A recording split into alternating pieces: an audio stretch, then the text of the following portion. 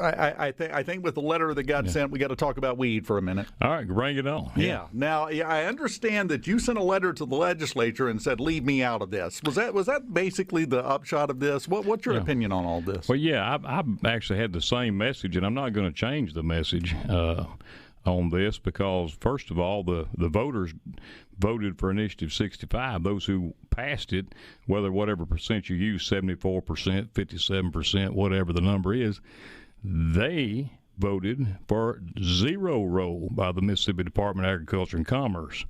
And, Republicans, I think we believe in less government and less regulation and more freedom. And, I'm not sure that the bill that's being discussed in the legislature right now reflects those principles. Somebody's made a decision to put the Department of Agriculture over it, which makes no sense. We don't do anything that they're asking us to do, so it's going to grow the size of this agency, which is another thing Republicans don't believe in. And so I'm just asked to be left out of it, which is what the voters want. I don't know what's going on with that. I respect the legislature. I served in it. But in the old days, we had a pretty open, transparent process. And I hadn't even seen a committee meeting or the bill itself.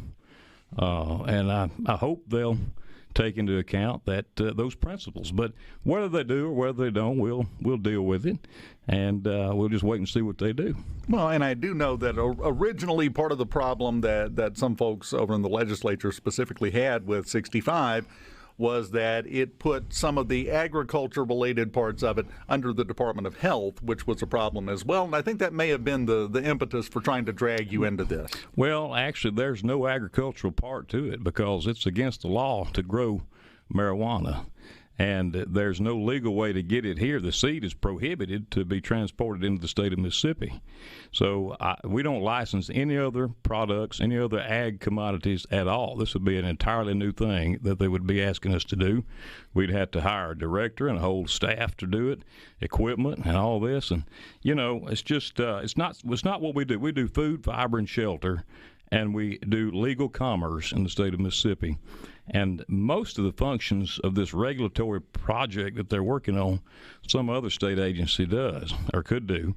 I've just asked to be left out of it, not to mention the fact there is a legal concern that I have that since it is a prohibited controlled substance under Schedule 1 of the Federal Controlled Substances Act, nobody can answer the question to me how it legally gets here absent some immaculate conception in Mississippi. How does the seed get here? How does it get here legally without breaking federal law? Birds? I mean, they're going to drop it out of the sky. Yeah. The stork could bring it, I guess. But those are the kind of questions I have, and I put in my letter, I'd be happy to come appear at any committee meeting at the appropriate time. Maybe I'll get that chance. Maybe not. I hadn't been invited yet. Well, the letter might get you an invitation. Or it might make them mad at me. I don't know.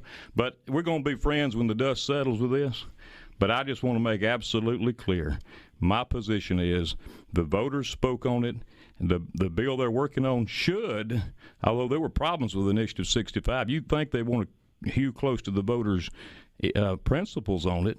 It is a medical issue. It's a drug issue. The speaker said it was a medical issue this morning, and I think the Department of Health is the place to put it, which is what the voters decided on.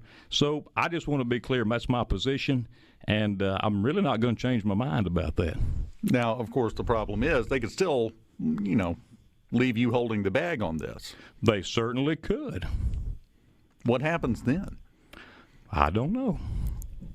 We'll just have to wait and see what they do. That's all we can do most days. I do trust the process. I think the legislative process is tried and true. You have committee meetings, you have hearings, you discuss it, you pass a bill. Hopefully the bill doesn't grow the size of government exorbitantly. Hopefully it doesn't impose exorbitant taxes. Hopefully it doesn't involve overregulation and restriction and take away local control. But if it does all those things, it ought to be debated.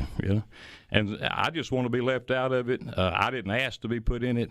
I'm never going to ask to be put in it, but I've been told I'm going to be in it, so I'm here, and here I am. We'll just wait and see what they do.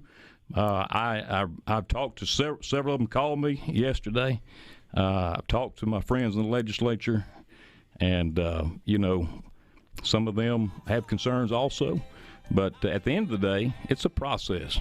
And as an elected official who took an oath of office to uphold the law, I'm going to be involved in this process so long as they try to put me